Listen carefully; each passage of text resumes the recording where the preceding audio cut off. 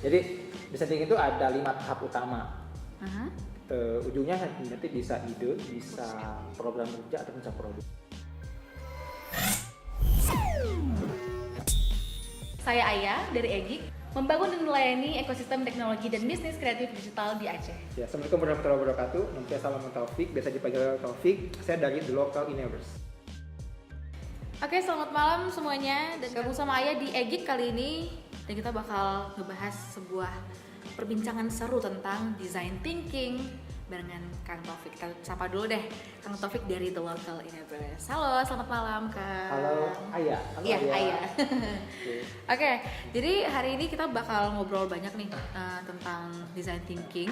Yang mungkin dari pendengar kita tuh belum banyak yang tahu tentang apa sih design thinking itu dan mungkin seperti apa aksi-aksi yang akan diambil nantinya dalam langkah-langkah design thinking itu sendiri ya. Oke, jadi ngomongin dulu nih soal apa sih sebenarnya sebuah arti dari design thinking ataupun mungkin penjelasan lebih maknanya seperti apa Kak? Oke, jadi design thinking. Design itu merancang, thinking itu berpikir, jadi merancang proses berpikir. Jadi design thinking sebuah pendekatan bagaimana dalam prosesnya kita bisa menciptakan sebuah produk atau program ataupun kebijakan yang sesuai dengan kebutuhan masyarakat. Oke. Jadi kebijakan ini tergantung dari si masyarakatnya mau menggunakan seperti apa. Apakah di dalam aksi mungkin pemerintahan, lingkungan ataupun dalam komunitas sehari-hari gitu ya Kang ya? Betul. Oke, jadi kayak gimana sih misalkan seseorang yang dia itu belum punya satu kriteria design thinking dan dia ingin memulai sebuah hal yang baru mungkin dalam merancang persepsi dia sendiri gitu. Oke.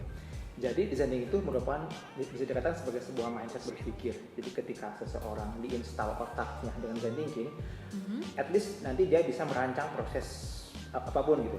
Oke. Misalkan dalam kegiatan sehari-harinya, ketika dia udah paham proses berpikir design thinking, nanti dia akan lebih passionate dalam melihat harinya. Dia akan tahu bagaimana proses menjalani hari, bagaimana apapun yang akan dirancang. Jadi akan terukur hari-harinya. Berarti punya planning sendiri gitu ya, bukan sekedar bangun pagi dan semacam saya nggak tahu melakukan apa hari ini gitu ya. Dia akan tahu apa tujuannya dan bagaimana proses untuk mencapai tujuan tersebut. Jadi gimana nantinya kalau misalkan seseorang dia itu sudah membuat design thinkingnya mungkin nggak sampai tahunan kali ya, bisa jadi per 6 bulan, per mingguan. Apakah nanti dia harus membuat planning baru ke depannya gitu, sesuai dengan apa target yang sudah dia sampaikan atau seperti apa gitu? Jadi design thinking itu sebenarnya tentang merancang dampak apa yang bisa diciptakan seseorang dalam kegiatan seharinya atau dalam kehidupannya. Jadi ketika seseorang sudah paham, sudah terinternalisasi tentang design thinking, harapannya nanti dia bisa memplanning hidupnya jauh lebih panjang daripada apa yang sehari-harinya. Oke. Misalkan dia punya visi 5 tahun ke depan pengennya dia apa. Nah itu bisa diturunkan dengan proses design thinking. Bagaimana proses step by step yang terukur, yang nantinya dia bisa mempunyai strategi-strategi yang pas, yang itu akan mengarah kepada tujuan atau visi yang dia capai. Oke, berarti semua tujuan tadi misalkan dia tuh pengen, misalkan ya belum lulus kuliah nih, pengen selesaikan skripsi dulu dari awal, terus dia buat design thinkingnya sampai mungkin setahunan gitu kan. Berarti di saat yang sama dia bisa memulai berbagai design thinking yang akan dia lakukan gitu ya. Betul, jadi dia bisa memplanningnya. Oke, kita punya strategi atau pencapaian setahun ke depan. Nanti kita bisa membagi-baginya per bulan, dari per bulan per minggu, dari per minggu per hari. Oke. Jadi sampai detail seperti itu. Sampai detailnya ya. Nah, kadang-kadang ya kalau ada orang yang mungkin dia passionate sekali nih, ingin melakukan banyak hal dalam waktu dekat. Oke, saya dalam waktu dekat ini akan kerja di sini, terus saya bakal berkecimpung di dunia ini lagi, ke sini. Nah, kalau misalkan sudah sebanyak itu, bagaimana dia bisa mengatur design thinkingnya itu supaya semuanya sinkron jalannya gitu dalam satu waktu tertentu dan satu target gitu. Sebenarnya design thinking itu tentang ini sih, tentang apa ya, strategi untuk mencapai satu visi yang besar. Mungkin nggak apa-apa dia punya banyak kegiatan di berbagai macam bidang ataupun bidang pekerjaan, tapi yang penting itu dia harus mempunyai gitu ya, benang merah yang sama, yang dimana hal tersebut diejawantakan dalam bentuk kegiatan-kegiatan yang itu memiliki keterkaitan satu sama lainnya. Oke, apakah seseorang harus brainstorm dulu kali ya? Betul, nanti ada proses design thinkingnya, ada 5 tahap. Oke, apa-apaan tuh? Apa-apa aja tuh? Jadi design thinking itu ada 5 tahap utama. ujungnya nanti bisa ide, bisa program kerja atau bisa produk. Yang pertama tuh kita harus mengobservasi dulu. Observasi terhadap usernya siapa sih yang ingin kita berdayakan atau ingin kita selesaikan masalahnya. Observasi ini kita mengerti tentang kebutuhan usernya siapa. Misalnya nih, saya ingin membuat sebuah gerakan untuk masyarakat Aceh, gerakan tentang pendidikan. Di tahap observasi, kita harus mengenal siapa user kita, apa itu anak SD, SMP, atau SMA, dan bagaimana karakternya, bagaimana kebiasaannya. Kalau udah tahu karakternya seperti apa, kita masuk ke tahap kedua, yaitu define.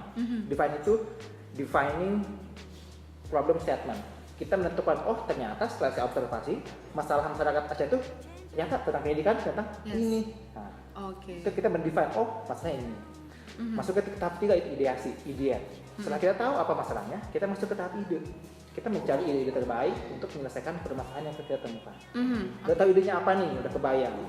Yang paling penting masuk ke tahap keempat, itu prototype. Bentuk pura-rupanya, seperti apa 3 dimensi dari ide kita. Di mana nanti si user bisa kelihatan, ngerti gimana tata kerja ide kita. Setelah udah tahu gimana prototype-nya, masuk testing terakhir. Kita ngetes langsung ke masyarakat.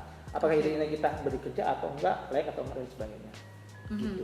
Dan itu terstruktur per waktu ya, misalkan dalam target berapa bulan gitu ya. Betul. Ada nggak sih kira-kira yang orang buat design thinking tapi dia itu mungkin butuh waktu lama untuk membuat hal tersebut terwujud gitu? Ada. Itu tergantung mungkin dari kompleksitas masalah ya. Yang menjadi tantangan utama dalam desain ini adalah di proses observasi. Di mana kita bisa mengerti lebih dalam tentang kebutuhan masyarakat.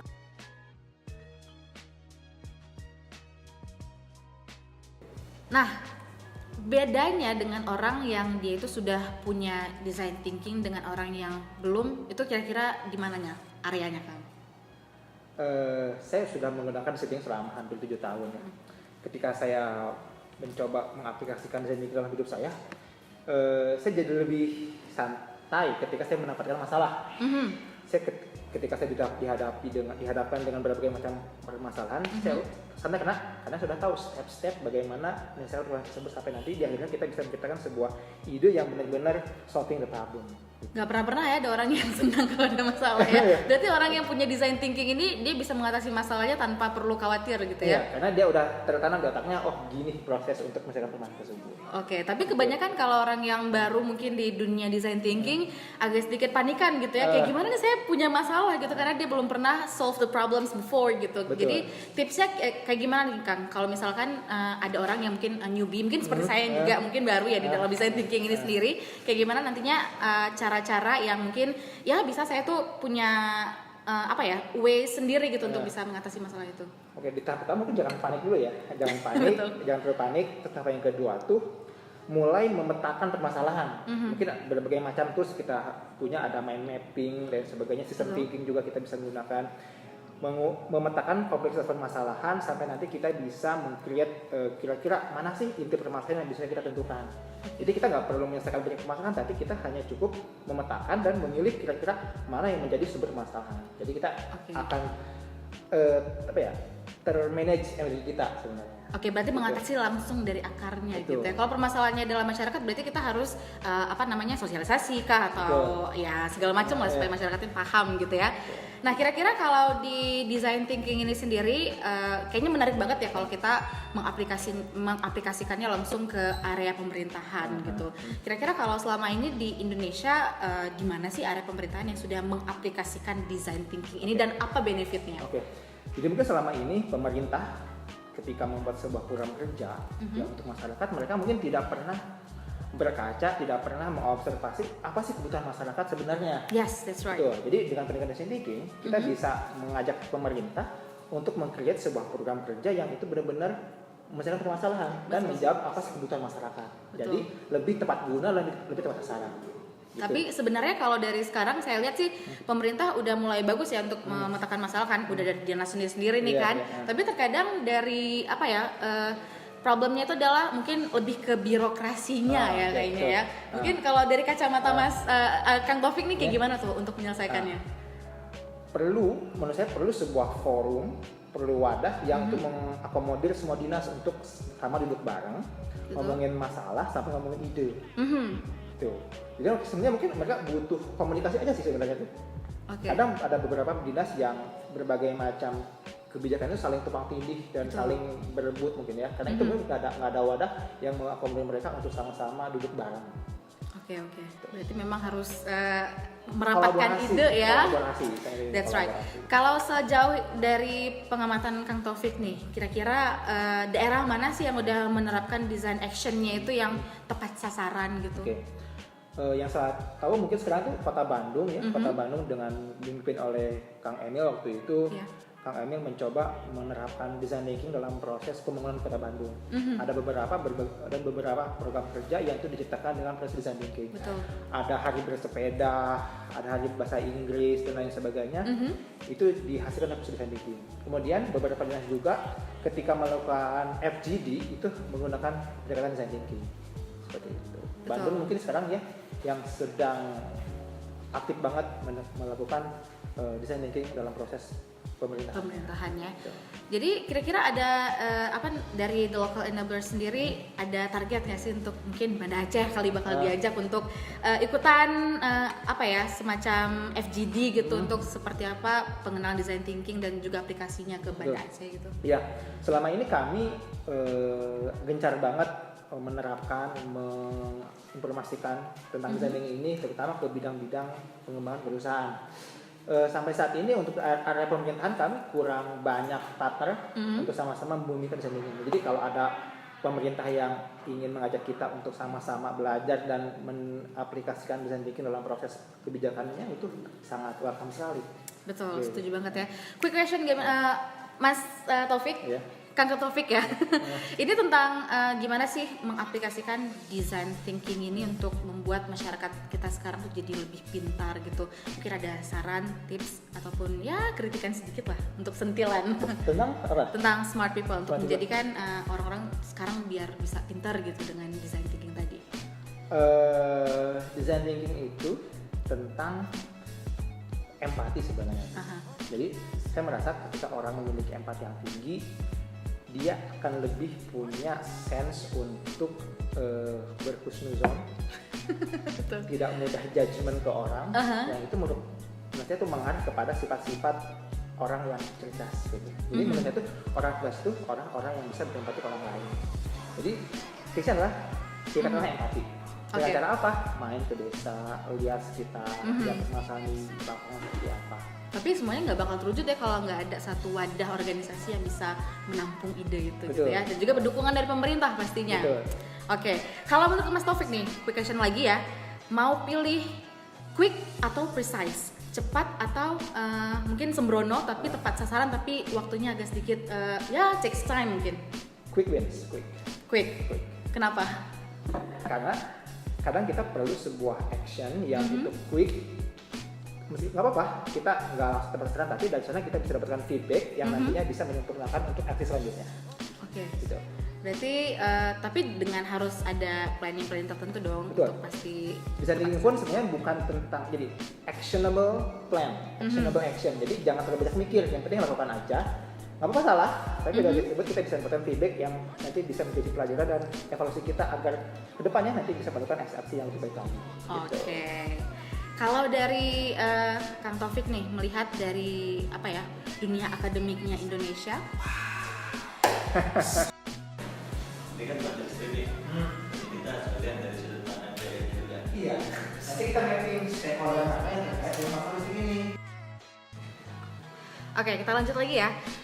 Jadi kalau ngomongin soal dunia akademik nih Kang, mungkin dari sekarang anak-anak muda yang agak sedikit setelah selesai kuliah, aku tuh mau ngapain coba? Nah, kira-kira dari awal itu mereka harus kayak gimana? Apakah ada saran untuk mereka ataupun untuk dari pihak akademisinya kali? Oke. Jadi yang saya pahami bahwa salah satu permasalahan masa itu mereka itu telat merencanakan hidup. Mereka baru merencanakan hidup itu setelah dia wisuda. Nah, jadi harapannya mungkin pihak akademisi dan dosen-dosen harus bisa mengajari mereka tentang visioning hidup, masa depan hidup, dan itu mungkin harus ditanamkan setelah mereka mungkin pas mereka masuk kuliah. Betul. Setelah kuliah mau ngapain, habis kuliah mau ngapain. Jadi tertata hidupnya. Oke, punya target sendiri lah ya. Oke, pertanyaan terakhir nih tentang design thinking juga yang saya kebetulan dari dunia broadcasting ya kan. Mungkin ya kalau dari Kang Taufik lihatnya radio-radio yang ada di Bandung ya mungkin sangat-sangat hidup gitu ya kan, dengan kemacetan segala macam itu tertampung lah. Nah kalau di Banda Aceh kan agak sedikit kurang nih, mungkin kita juga nggak macet segala macam ya kan. Nah kayak gimana caranya untuk dari broadcasting company tadi alias mungkin radio ataupun pertelevisian untuk bisa terus menghidupkan semangat untuk dari para pendengar untuk selalu bisa punya ide-ide baru yang mereka tawarkan tapi juga bisa berdampak ke masyarakat, itu mungkin ada saran nggak Mas? Kalau saya rasakannya di Bandung itu radio hidup karena mereka tuh apa yang di offernya tuh memang nilai-nilai kelokalan kota Bandung. Apa yang bisa kota Bandung, masalah kota Bandung. Jadi mungkin yang bisa diterapkan di sini kita bisa knowledge mereka tentang apa sih nilai-nilai kelokalan Aceh, masalah Aceh seperti apa, kebutuhannya seperti apa. Sehingga nanti ketika kita ngomong pun mereka langsung nyambung sama pendengar. Langsung gitu. tetap sasarannya ya. Gitu. Apa dan sarannya untuk anak-anak muda zaman sekarang? Saya lihat anak muda sekarang tuh katanya generasi milenial. Iya betul. Yang punya banyak karakter yang berbeda dengan generasi sebelumnya. Ada satu tantangan generasi milenial itu mereka tuh kurang empati, kurang bisa merasakan apa sih yang dirasakan oleh masyarakat sekarang. Jadi dengan design thinking kita bisa ngajarin mereka tentang pentingnya empati. Yang dari empati tersebut kita bisa mengarahkan mereka untuk sama-sama menjadi generasi yang bisa menyelesaikan permasalahan di daerahnya sendiri. Karena kebanyakan generasi sekarang udah main gadget mulu ya kan, jadi mungkin udah lalai di situ duluan, udah nggak tahu lagi mau pikiran kayak gimana, jalani aja di gadget kali ya. Oke, terima kasih banyak Kang Taufik untuk malam hari ini, dan kita udah ngebahas baik tentang design thinking dan mungkin untuk pendengar semua bisa mengaplikasikannya langsung dari kehidupan sehari-hari kita ya. Selamat dicoba dan sampai jumpa lain kali. Oke, terima kasih.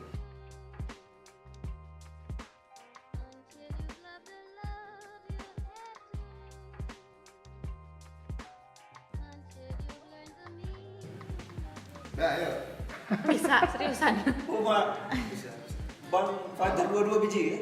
Jadi tantangan utama dalam design thinking adalah di proses observasi, di mana kita bisa mengerti lebih dalam tentang kebutuhan masyarakat, tentang permasalahan masyarakat.